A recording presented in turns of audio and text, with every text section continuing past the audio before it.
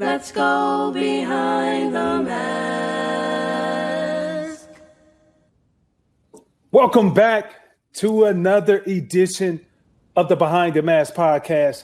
Yes, I am your host, Takeo Spikes, joined alongside by my co-host, better known as your favorite plus-size model, Tutan Reyes, in the building. I see what you're doing with the Isaac Hayes shirt over there, bro. Baby, you see it? You heard? What's the inspiration over there? Hey, see it? Man. You heard? Black Jesus, man. Got this beautiful shirt from Isaac Hayes' daughter in this time. So, representing everything going on, got to represent Black Jesus right now. Right on, bro. Represent. We all about creating change, as the hat, absolutely, as you see it may say. But listen, man, another good day for us, though, because we got an all-time favorite coming on the show. Yeah. You know what I mean? So before let me just tease the crowd a little bit. He's fourth on the all-time sack list for the Philadelphia Eagles. The pride and joy of Central State University, 10-year veteran and everything. Man, y'all give it up for my dog, Hugh Douglas. What up, though? Hey, what up, though? I want to say congratulations on your nomination for the Hall of Fame, man. You thought I was going to hear about that. Hey, dude, that's a big deal. This is the second time. So you know what that means? Hey, you're on the radar. On their radar. I'm on the radar, and damn it, I'm knocking on the door. So I hope you're listening. Let me in. Because we creating change. Man. Yeah, man. So, hey, shout out to you too, though, man. Black College Football Hall of Fame. And actually, when you were inducted 2 years ago, your class was the first part of taking the Black College Football Hall of Fame and bringing it to Kenton. Dog, I sent you a text. I'm gonna ask you, how do you feel? Like, what does it feel like, bro, to be immortalized? Like every time anybody asks me about the HBCU Hall of Fame, man, I get goosebumps because when you look at that class of guys, and when I walked into that room and saw all those guys, Mel Blount, Too Tall Jones, and guys like that were there. Man, I just like that alumni group, Harold Carmichael, guys like that, Shaq Harris, man, it's something that is still surreal to me. And I Mel Blount, just the names that I'm rattling off, like the foundation for the NFL Hall of Fame. You know what I mean? And their contributions and the HBCUs that they went to, I mean, man, it's a humbling experience. It really, really is. Definitely. And congratulations, man. You talk about the HBCUs, all the greats such as yourself that have took the HBCU path. Another great dominating the airwaves right now is going to coach at an HBCU. Coach Prime, going out of Jackson State University. What you think about that, man? Man, another reason to get goosebumps, man. Like, this could be potentially huge for HBCUs to have a player of his caliber that goes into that program and changes the culture, because that's what we're talking about, a culture change. And for him to be the face and the charismatic face of an HBCU, and immediately you think about recruiting. That's what you think about, and the fact that the recruiting grounds at HBCUs has been a little sparse, little scarce over the last couple of seasons for the NFL that is concerned. I mean, so to have Prime do that, man, I mean, that's huge. Before all this COVID hit, that he was going to be real instrumental in having an HBCU combine. Yeah. And as a matter of fact, he called a lot of us to come in and just try to help and mentor these kids to help them get to the next level. Unfortunately, that didn't happen. And now to see him actually coaching at an HBCU, man, I'm telling you, it's like for anybody who went to HBCU to see him do that, I mean, everybody kind of feels like the sky's the limit. Bro, I think you hit the nail on the head because you talked about recruiting the players, Prime being there, and that's going to be a draw. So now he's recruiting his staff. And so do you see this moving forward? Potentially could be a trend as far as former HBCU guys like yourself. I know you tied up busy on 92.9, but do you see this as a trend as guys being able to come back to these HBCUs and give back, especially if they play there? You know what? I think, Spice, the biggest issue is going to be, like, I'm going to keep it 100 with you, the sacrifice. Right on. The sacrifice. Because, HBCUs, most of them don't have the kind of bread that can hire a head coach or a athletic trainer or somebody that went to the school there that played in the NFL that is sustainable. I mean, most of these schools are running bare bones. I think back at my school, Central State University, and how, they had to fire some of their coaching staffs just to make it through because of COVID. Some of these schools, these SEC schools, for example, they got deep pockets and they got a strong alumni base.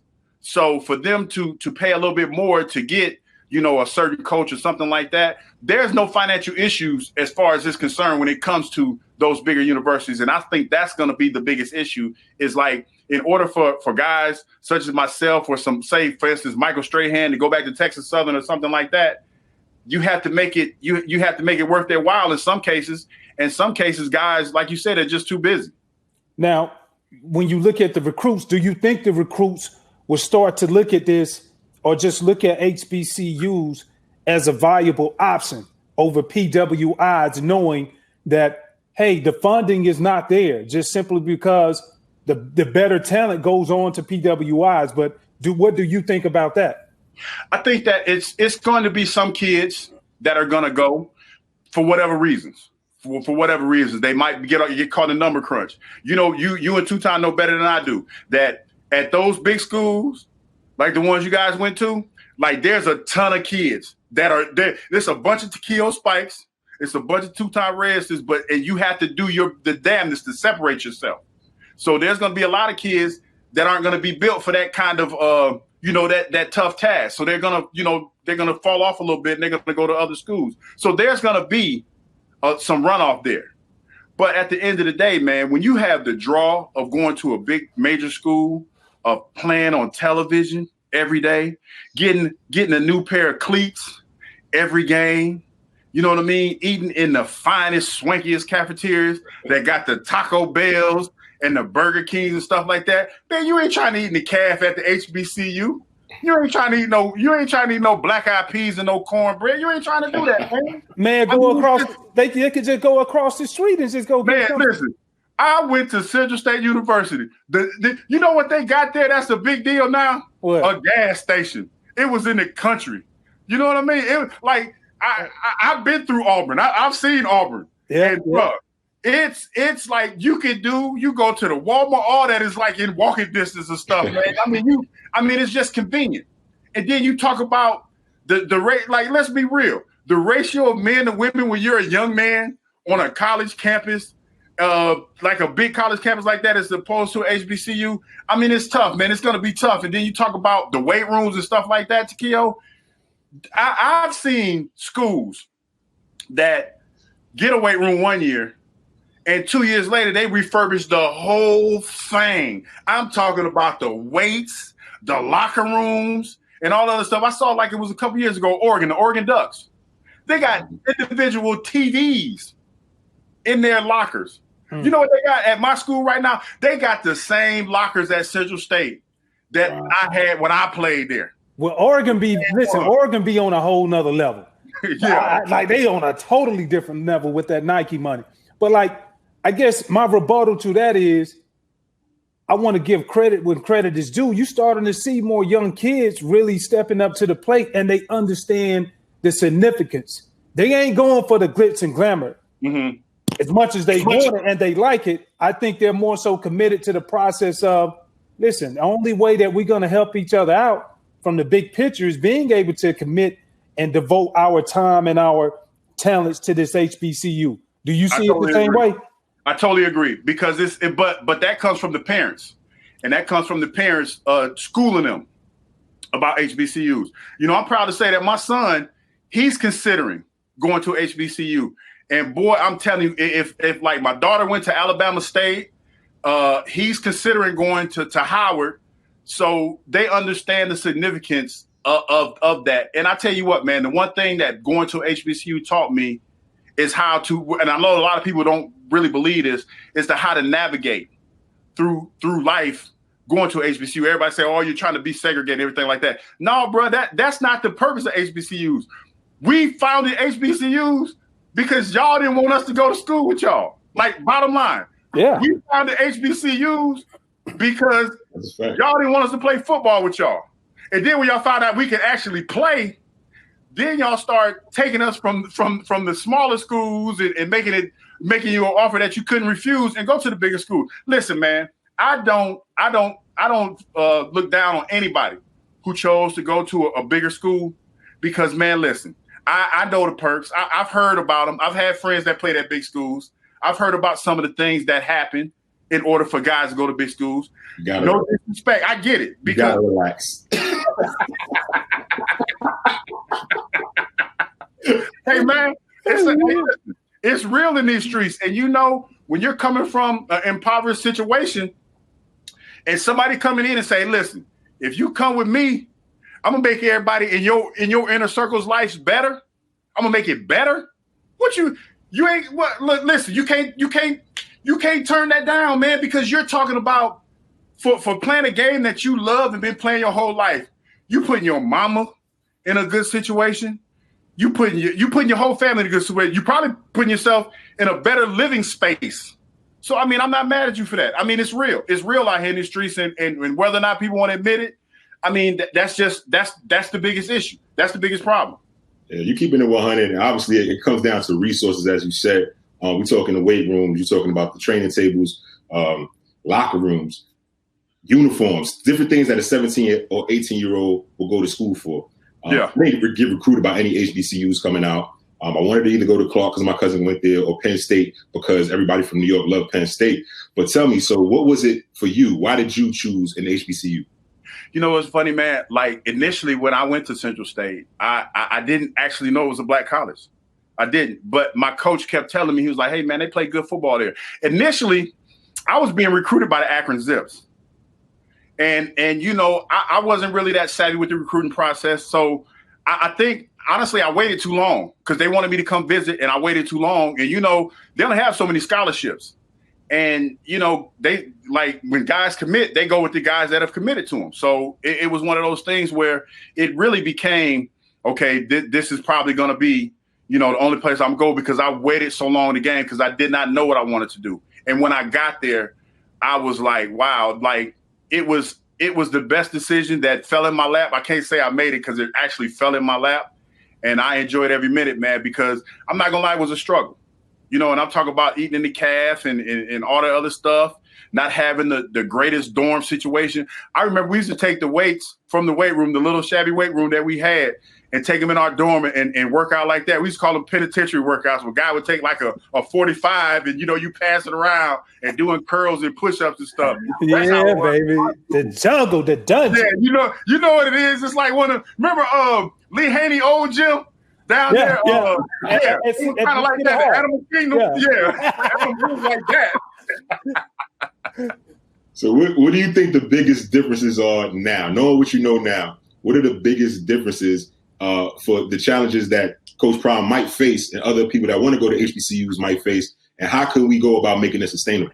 Resources, bottom line, resources. Now, I know that when you talk about the Southerns, the Gramblin's, and the Howards and stuff like that, they're probably in a better situation than most other HBCUs. But that's what it is. It's the resources. It's the things that you have to bring to the table that makes it exciting for the kids. Man, I remember playing at Central State, dude. We were wearing ponies. Y'all don't like that's old school. You talking about old school? We were wearing ponies. We had pony cleats. Like You have to make it appealing to these kids, man. When you talk about going to a program where you have a third jersey, you have different like outfits that you could wear, like your travel outfit, you know, sweatsuits and things like that. Like I know a lot of people feel like that's not a big deal, but that's a big deal to a kid. That's a big deal to a kid to be wearing the new Nike Speed Zooms when you're out there playing football, or have a variety of shoes that you want to wear. You know what I mean? Or having a weight room or facility that you can go into and work out whenever you get ready, or have a key card and you just swipe the key card and go get a workout in. It's the resources, man. And that's the thing I think that a lot of HBCUs we don't have. Got great alumni base, great alumni base. But when you talk about the alumni that have come from some of these other schools that run Fortune 500 companies, and they come in and they drop a bunch of bundles on the school, and they getting buildings named after them and stuff like that. I mean, man, it makes it hard to compete. It makes it hard to compete. But there are kids that are going to make that decision because they're going to see through all that, and they're gonna still thrive and they're going to be alive. But that to me is the biggest issue. Well, what it sounds like to me is the little things, and for me, I think me knowing that you're an HBCU grad, you came through the pipeline system, and knowing that it's the little things. If you had an opportunity, which you do have on the BTM podcast right now, to let people know who's listening, how can we bridge that gap? What would you challenge them to do, even if you didn't go to a HBCU? I got to give a shout out to Tracy Pennywell, man, because Tracy has been a maverick in the HBCU movement. Her and George Lynch, they got me on board, and we're just trying to basically manage his money. You know, because George was coaching basketball at Clark for a little while, and it comes down to money. And man, whether or not you went to HBCU, it's about money. And you have to give to your favorite HBCU, man. That's where it starts. It starts with resources. Whether or not you like school, $5, $10, whatever you can give to your HBCU, that's going to help out tremendously.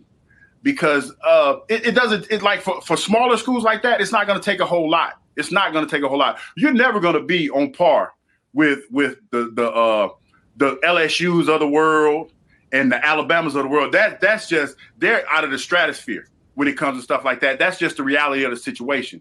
But you talk about doing some little things, man, and just giving funding for they can help pay coaches, get better coaches, you know, get better weight rooms. Even if you know, like say, for instance, if you know somebody that has resources as far as weight equipment, you know, try to help them out that way, refurbish equipment. Because like I said, man, a lot of schools, they throw away weight equipment every 3 or 4 years just to keep their budget high. So if there's any way that you can help out HBCU, sweatsuits, stuff like that, man, stuff to make these kids feel special, because that's what it's all about. Think back, fellas. When we were young, getting recruited, you just wanted to feel like you were special. You wanted to be the only football player in the world that mattered to coach when you went to school. Oh yeah. Out there, you figured out that wasn't the case, but but initially, that's what you want. You want to feel special, man. You want to have that swag. You want to feel like you are part of something that's special, and you could get that if you help out your HBCUs and do that. You will help your schools out tremendously going forward. I tell you what, when I was a kid, one of the things that made me feel special, our high school coaches, when we used to travel, they had the classics. So we used to have one back in the Meadowlands at the Giant Stadium, and then we went to DC one time and saw like FAMU versus Hampton and Howard versus TSU. And I ain't gonna lie, bro, I seen them women. I'm a 16, 17-year-old kid, man. Bro, let me tell you, ain't nothing like those beautiful women that go to black colleges like Fix it, Jesus. Please recruit me, please. Hey, man, listen, I know my weakness, and I'm telling you, when I went and just being in those classics and seeing those different bands and stuff, man. Ain't nothing like those women that go to HBCUs. Fix it, Jesus. Hugh, I can't even lie to you now. Listen, like my whole family went to HBCUs. Shout out to Fort Valley State, baby. Fort Valley. So I used to go, brothers, my aunt, my mom. So I used to go to homecoming all the time. And I was younger though, you know what I mean? Like I'm like maybe 8, 9 years old. And I really didn't know what I didn't know. So like we're going to have a lot of little kids out here. So just tell them about the experience, man, because I'm going to tell you, even though coming from a PWI university, I'm going to tell you straight up, like I used to relish in the locker room to hear the stories of cats who went to HBCUs and they talk about, listen, man, you don't wake up and just rush and go to class. No, you make sure you got your game right, because you don't see this little shawty out there. She don't be looking good. She don't be fine. You don't try to holler. Come on, feel your boy in, man. Let me tell you, we used to have something for all my Central State graduates out there. You see the Central State helmet, the Marauders. Dude, we used to have something called the Breezeway, where you go through the Breezeway, Spikes. Cats walk through the Breezeway. Everybody and their mama like going through class and stuff, transition to class. You got to walk through the Breezeway, dog. Hey, you know, being a football player, dog, You know, I had to come through with the cut-off shirt on, brother, body looking all tight and whatnot. Come through with the little cut-off shirt, be like, what's up? How y'all doing? You know what I mean? But, dude, this was the best because, like, being at Central State, like, the only person that was up there, like, the only people that were up there was the band, like, during football season, like, you know, getting ready training camp. Yeah. Was the band and the football team. So the band, they used to tell the band all the time, don't fool with those football players because they ain't no good. They ain't no good. And so we would be there so we could, like, we would try to holler at the band members. They wasn't having it. They wasn't having it. But when freshman orientation came around, oh my goodness. Listen, when them little girls didn't know, bruh, you talking, and then you know how they would have orientation, the breeze people on one side. So you go through orientation, everybody in the breezeway. We get out of practice, bruh. You know, you get out of practice all lathered up, you all greasy. Hey, come through the breezeway, shut up, be like, hey, what's up, y'all? Hey, y'all need some help moving in? Hey, real talk. My daughter went to Alabama State. It was the same scenario, right? So we moving her in. And these little football players, I know the game. I said, little football players across the street looking to see who moved in, right? This little boy was bold enough, Spikes, to roll up on me and say, hey, sir, do you need some help moving your daughter in? I said, oh, my goodness. Hey, you do that? Hey, you know what I said? I said, hold up, dog. You ain't slick. I know the game. And he looked at me right, and I was like, hey, hold up. Hey, y'all can edit that out, that one part out right now. Y'all didn't hear that. Y'all didn't hear that one thing I said. Hey, man, I was dead ass serious. I was like, hold up, dog. I know the game now. I've been there, done that. So no. But yeah, man, I mean, dude, it's not like I was on her campus and I'm looking at the moms dropping off their kids. And I'm like, man, let me go ahead and get up out of here, man. I'm trying to be, you know what I mean, let me go ahead, drop this child off and get back on the road. Get back and stay focused. Yeah, stay focused, man. You know, you get older, man. You know, the sad part about it is, what is it? We still look good at our age, but now we just creepy, dog. Like now you in creepy stage. You know what I mean? You're too old to be acting the way you do, man. You just creepy. So you just gotta go ahead, keep it to yourself and keep it moving. So you got to take them internal L's. Yeah, because because the biggest issue that we have as men, I mean, we still all go to the gym, whatever. Dog, we in our 40s, dog. We like in our early 40s, damn near 50. I'm damn near 50. You can't be spitting like you used to spit, man. You're creepy. You're creepy, dude. You're creepy. So what you got to? And the bad part about it, we got to start asking ages now, man. You got to ask how old people are now. Yeah, so you just got to be quiet. Bro, no, that's facts though. That's facts.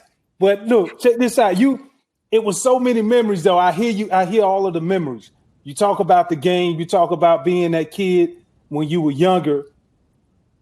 I'm gonna ask you a question what a lot of people pose to me, and I'm sure it's been asked to you. What's the one thing that you miss about the game the most? You talking about the NFL game or the college game? Because it's two different things right there. See, and that's what I want. This is a HBCU edition, so give me that one first, and then the league. I miss I miss playing in the classics. I miss playing the classics, man. The classics is just like any other game, though, right? Just like a regular. Yeah, but it's just they just hit different because for us back in the day, see, like Takeo, no disrespect, you played on TV every weekend. Yeah, like your squad was on TV every weekend at Auburn. We were only on TV on BET. So if it was a big enough class, we were on BET. Oh. So BET for us was a big deal. So it was a TV game, basically. Yeah, that's what it was. It was a TV game. And that for us coming from an HBCU, that was a big thing. That was a big thing. Now, shout out to the Celebration Bowl, because they've been doing it big here in the city of Atlanta, man, and it's a beautiful thing. But that's the thing I miss. I miss the bands. The Greek life is big on college campuses, on HBCU campuses. That's the biggest thing, man. Like anytime you go to any classic, the Greek life is the biggest thing that I remember. And that's the thing that you always revel and cherish to me.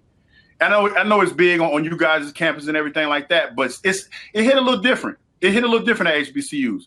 I haven't been to Spell House yet because like we talked about earlier, got to stay focused because that right there, Like I got some bros. Shout out to the Sigmas, bro. Phi Beta Sigma Fraternity Incorporated. I got some bros, man. They be calling me every year, talking about, hey man, come down here. I'm like, nah. They still in the trap. They can't get out. Bro. I'm like, nah, cause listen, nah. I didn't put that beast in the cage. He gonna stay there. But boy, I tell you, Lord have mercy, fix it, Jesus. Like that right there, man. On any HBCU campus is huge, man. Just the camaraderie, the family feel, and just the brotherhood and the sisterhood for that matter. That's what I miss. What about from the league? The checks. I missed the checks. God damn. Hey, hey, come Tuesday. Them checks was life-changing. I was like, I don't been to say. Just Spike, you know how them checks used to get back in the day? They be like, yeah. Hey, I'm going to go ahead and get a nice whip with this one, and I'm going to put the rest of it back in the plate. You know what I mean? You be like, listen, yeah, I got that whip money. Like, you get that whip money, that gold chain money, and then you're like, you know what? I'm going to go ahead. Like, I'm good. Yeah. I'm good for the whole, whatever. I'm good. Mm-hmm. But boy, them checks used to be chunky. Hey, and it don't even matter how, like, it matters. But at the end of the day, like, if you had a bad game, you always knew on that damn paycheck Monday, this will make you feel a little bit better. You're like, damn, that was a bad game. You know what? Life ain't that bad, though. But you'll get one or two envelopes. You're either going to get that paycheck envelope, that narrow one, or that FedEx. You ain't want FedEx. Oh boy, I tell you, man, that's the thing. But I miss my teammates. I miss being in the locker room. I miss that trash talk, man. Out there playing the game. I miss that trash talk. I miss that victory, going to the club, talking greasy to somebody that, you know what I'm saying? Like, yo, you know what I mean? And just that. I miss that, man. I miss just being around the guys. You know what I mean? Like you talk about in a brotherhood, like bro, like you know how like playing in college is cool, and that we got friends in college, but when you've played in the league and like the friends that you've made and the guys that you played against, you know how that is, man. That's just different. It's different, and that I miss that. But the good thing about it, I get to chop it up like with guys with you and Tutan every now and then when I get to see y'all. And the beautiful thing about it, it's like the relationships and the friendships that we have, man, might not see you for years, but you pick up where you left off at every time we see each other. So that right there is always a plus. And I think that's one of the dope things about living down here in Atlanta. It's such a large concentration of former players and current players down here. The locker room is always there. Like you said, we always fellowship, grab something to eat real quick, grab something to drink. And we talked about this story before, but I want you to tell it again. So my rookie year, 2000, I remember I was on the sideline. I'm sitting there with the Saints. I'm backing up Willie Roaf, probably arguably one of the greatest left tackles in the history of the league. So I'm definitely not playing at the time. I'm a rookie, I think I'm swagged up and everything. But then the Eagles came on down in New Orleans. And I'm on the sideline watching this game, and I see this 53 out there going against Willie Roaf. And one play, he's giving Willie Roaf the business. The next play, Willie Roaf is going at him. And on the sideline, the sound was just like thunder, like bah, bah, every play. And I'm sitting there like, I don't know if this is for me. Like, I don't know if this is for me.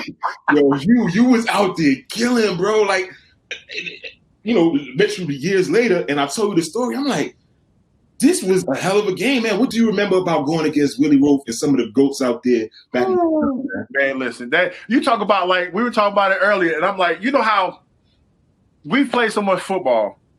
There are certain things that people will say to you that you don't remember. But I remember that game like it was yesterday.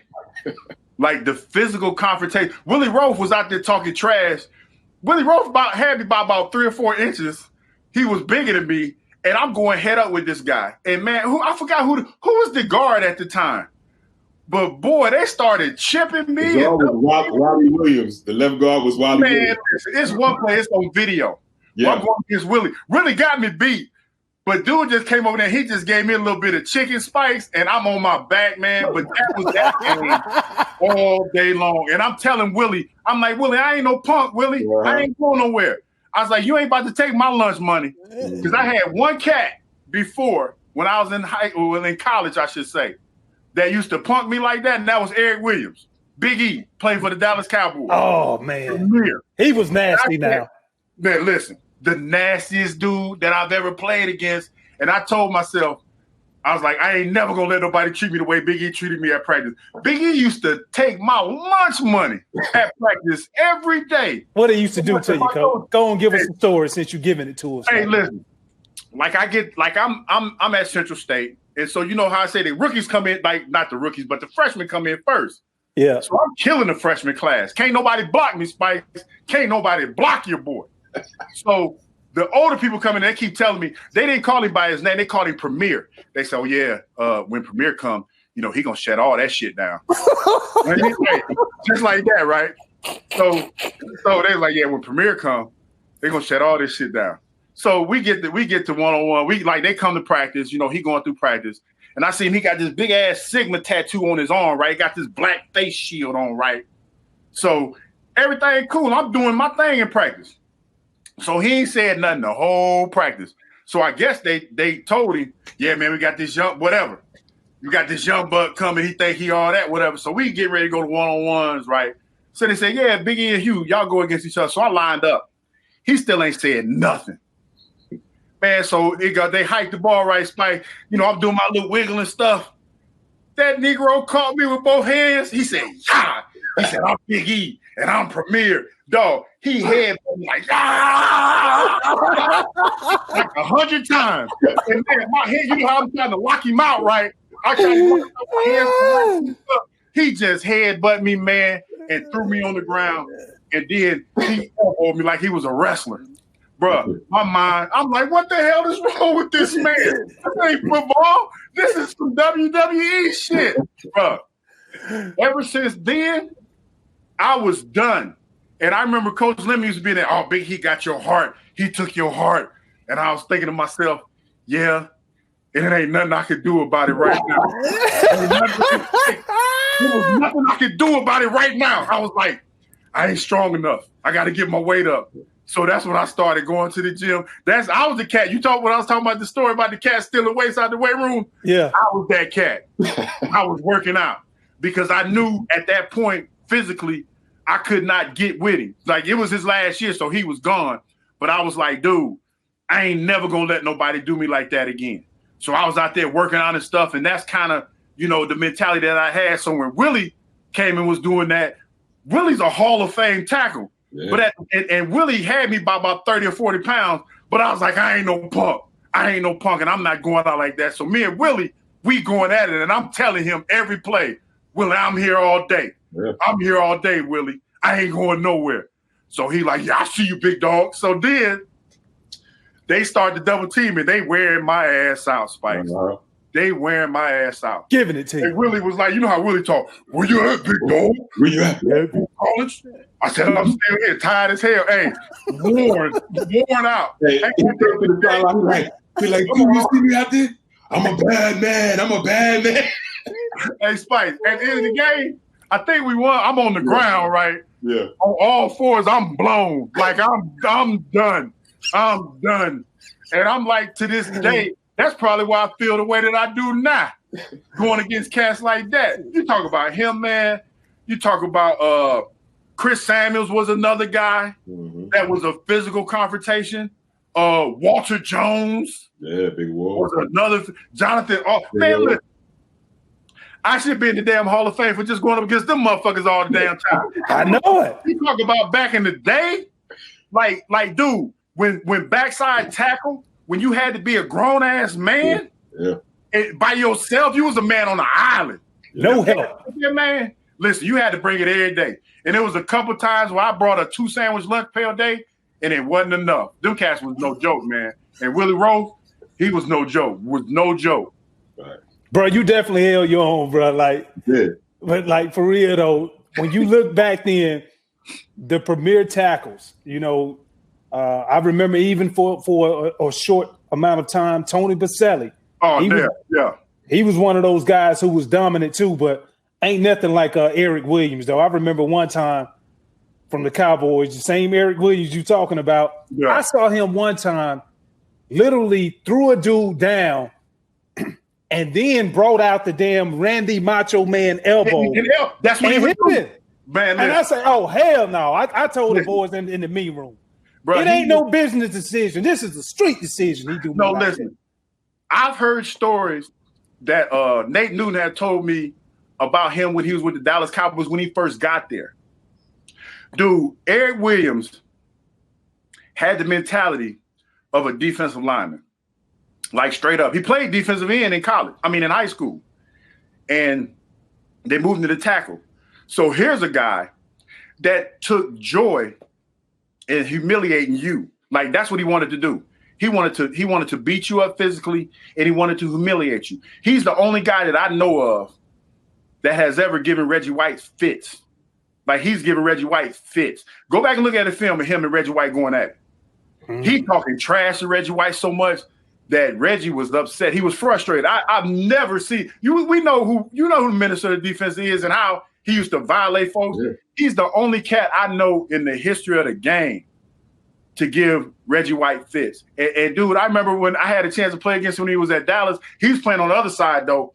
But you best damn believe every play I knew where he was at. He was hunting. He was looking for me. He was looking for me, and I'm looking around. Hey, I had grown. Hey, I was a grown man, but still, I remember making mistakes. And I was like, "Listen, I don't want none of that you trying to give out, bro." So I got my head on a swivel. Yeah. And it was a play. He's like, "I almost had you, big fella." I'm like, "I'm not playing them games no more." Oh man. Hey, bro. So going back when you were with the Eagles, dog, and like. You definitely was a mainstay and one of the premier players, pass rushers that we've had in our game. Like I've always been a fan of the game and been a fan of yours. But now looking at the current day Eagles now, like what are your thoughts on this? Just such a disappointing start for right now. You know what, man? I was looking at a stat where I forgot what year it was. I want to say 02, 03, no, maybe it was 01. When he was starting off 0-2 under Andy Reid. And one of the teams they lost to was the Patriots, and they ended up going to the playoffs, and they were 14-2. I mean, it's hard to make it to the playoffs with an 0-2 start, but it can happen. You know, you talk about the player Carson Wentz. He hasn't thrown over 300 yards in the first game. I think he threw only 2 touchdowns. I know he's taking a lot of heat. I mean, man, you got to fight through it. You have to be able to fight through that. It's unfortunate. You know the tough part about being an analyst on 92.90 Game and being a former player. What is that? Is that I'm straddling the fence between being a former player and being a man of the people. And you know, I interact with a lot of people on Twitter that are diehard Falcons fans. Yeah. You know, being here in Atlanta, you know, we get a chance to interact with Falcons fans on a regular. And you know, with that being said, to see the disappointment on their face when they see the way the team is playing and things of that nature, I mean, it's tough.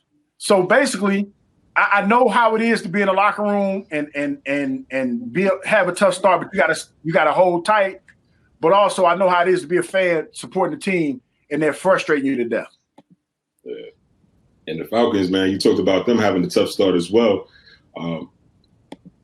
They bought in Ridley last year with the draft. Obviously, Julio Jones still a premier receiver in the league. Now they got Gurley in free agency. The Falcons, you would think on paper, they're supposed to be so successful offensively. Some keys on defense are added as well. Do you think Arthur Blank made the right decision in keeping the coaching staff? You know what? That's a good question, man. And that's the one that a lot of people feel like that wasn't the case. I'll say this. And Spice, I don't know if you agree with me or not, but my thing is this. Anytime you put up 39 points, you're supposed to win that game. Because as a defender, they got that on the little whiteboard, 17 points was the most you were supposed to give up during the game. That's it. 17 points under 100 yards rushing, and I forgot what the passing yards was, but it was under 300, I think. But the bottom line is this. If I give you 39 points, damn it, as a defender, if I give up 40, I ain't do my job. Like I know Dirk Cotter talk about how they left like 12 points on the field and things like that.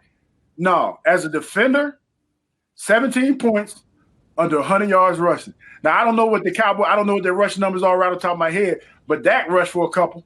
He rushed for a couple. Oh, and Zeke was out there manhandling fools. He was out there manhandling fools. Oh, yeah, he gave it to KZ on the goal line, too.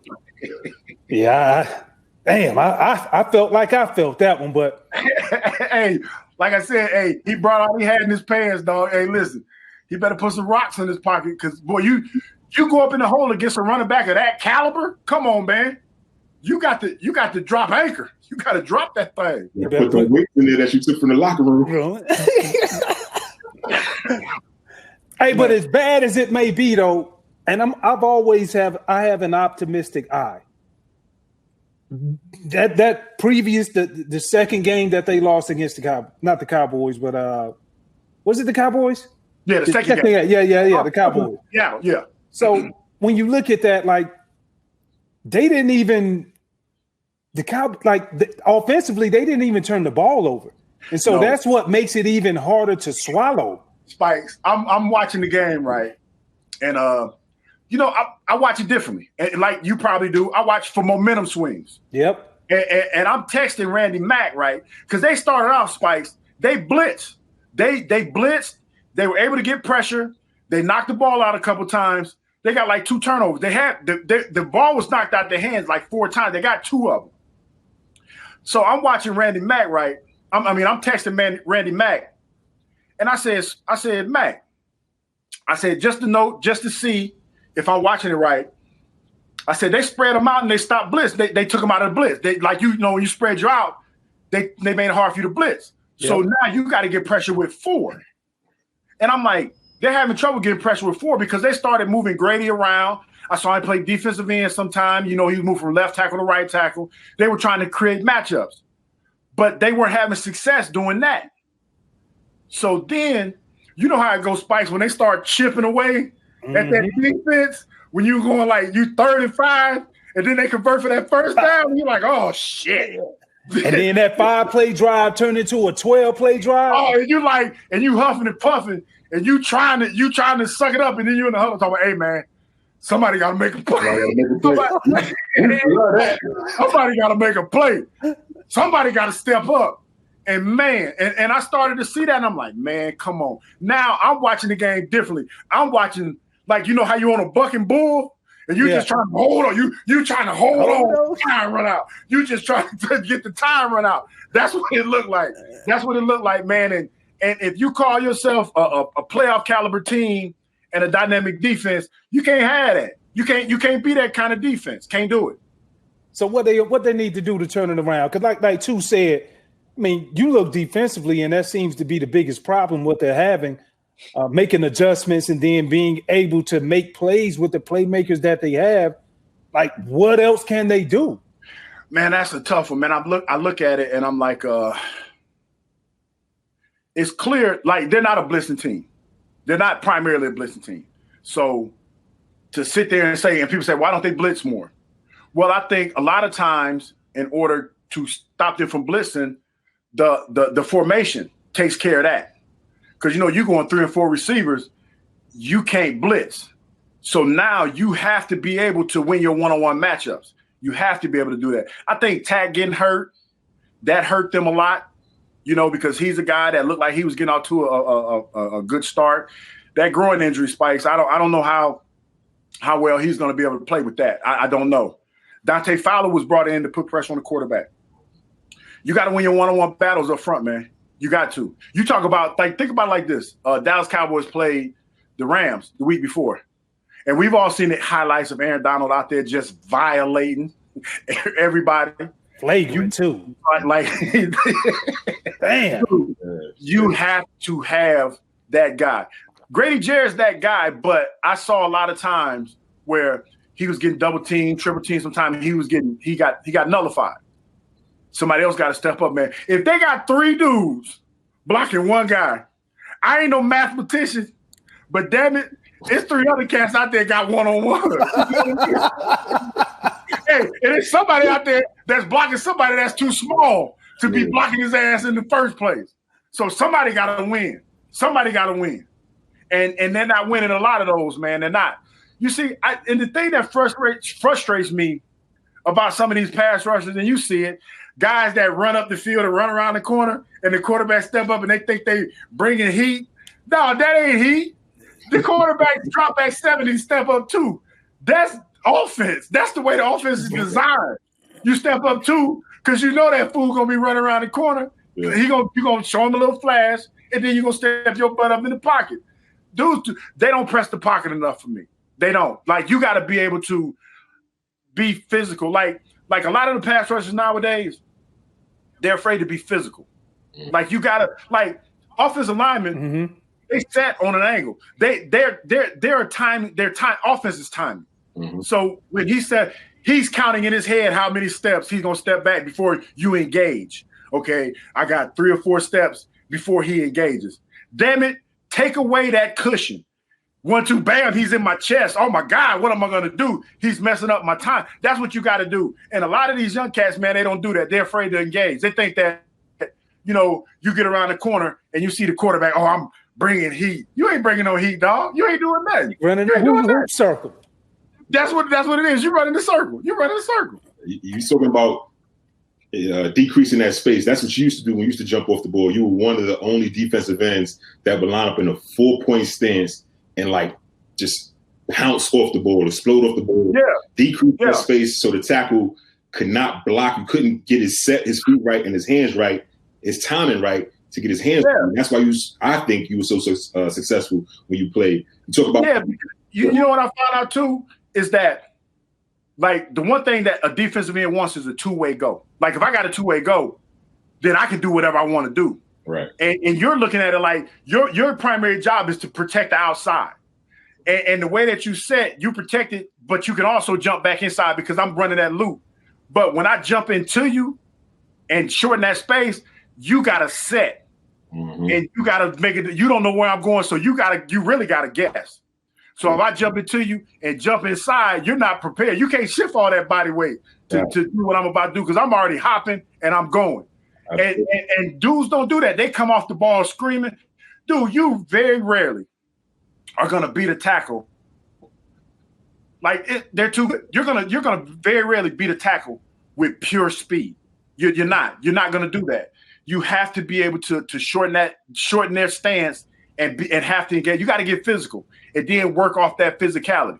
You got to get your hands on them and you got to try to time up that punch because a lot of guys that when they come off fast like that, offensive linemen punch the hell out you and you've seen it. Guys get knocked off because you're not that big, or you see guys that run the hoop and the tackle's on their back and they just push them out the way.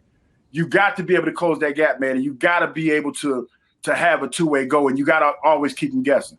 And who are some of the pass rushers that you see in today's game that are physical and get after the quarterback? Bruh, that J.J. Watt kid. I'm talking about like J.J. Watt.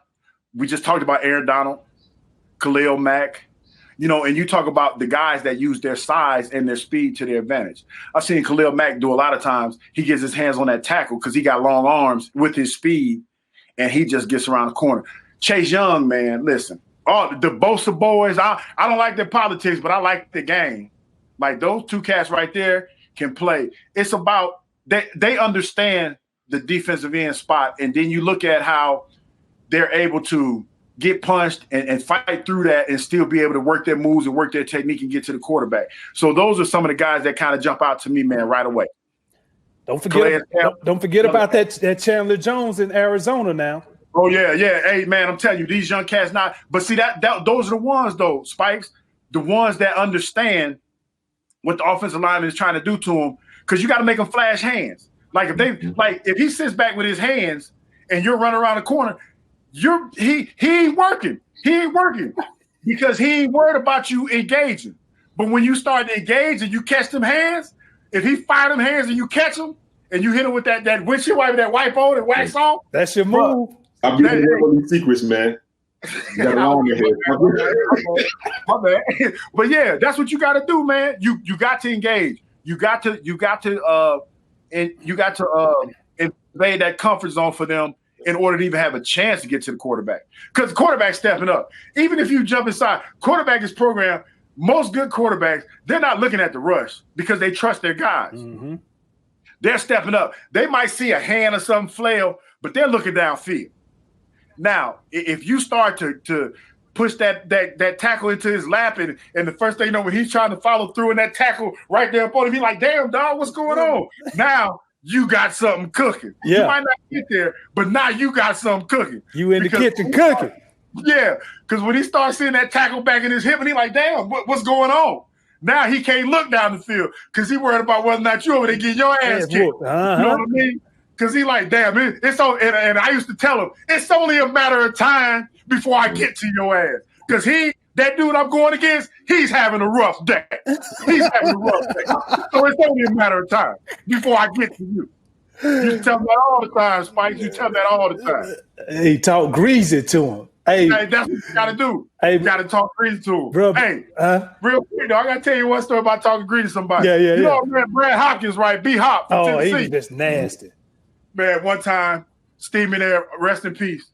I'm talking greasy to B-Hop. Talking greasy, Tennessee Titans. I messed around, and I called B-Hop a bitch. I called him. I said, you my bitch. And he was like, what? What are you calling a bitch? Bruh. They went on a 13-play drive. Oh, Lord. Bruh. Gassed. B-Hop. Who you calling a bitch? You fuck that. Come on. Man, listen. You talk about a momentum changer. Bruh. They came down and scored and won that game. I was like, you know what? All right. There's certain cats you can't talk shit to, dog. And B-Hop was one of them. B-Hop was nasty, bro. Hey, B-Hop, hey, shout out to B-Hop, dog. B-Hop, hey, should have talked shit to him. He had some nasty in him, though, bro. He was a beast. He was a beast. Oh, no doubt, bro. Listen, man, before we let you get out of here, we got to go to our fan forum. You know, our fans like to send questions. Big fan of yours. This question is from Philly TP. And the question they have is, when you watch the Eagles now, what advice would you give to the young D lineman? Man, enjoy it. I mean, you're playing in a great town, great city, great football team. They won the Super Bowl. The ones that are there now, the ones that won the Super Bowl, I mean, man, you'll be forever loved in the city of Philadelphia for that. So, man, enjoy it. You know, if you can, plant roots there. You know, if I wasn't here in the A kicking it with you fellas, I'd probably be back up there in Philly. Great town to play in, man. Great football town. Love Philadelphia. Enjoy it. Right on, bro. Well, y'all got me up in here sweating tonight. I know you got a good weather on. You might need to go out there on the field. What's up? Hey, no, Spike, I ain't about to tell that lie. I ain't got it. Hey, bro, man, we appreciate the time, fam. Appreciate you, man. Thanks appreciate for coming on. Hey. Yeah, he on the BTM. He's official now. Yeah.